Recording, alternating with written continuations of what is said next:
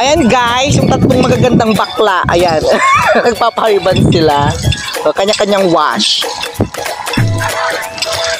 O, straight na po. Hindi na kailangan ano.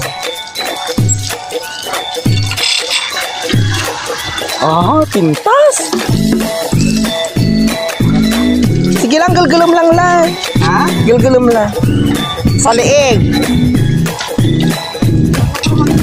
Sa ano, sa gitna. Dito sa muging. Ikaw maigib ka na ng pangligo mo. Maligo ka na, sisabay mo na yung ligo. Putot-putot doon.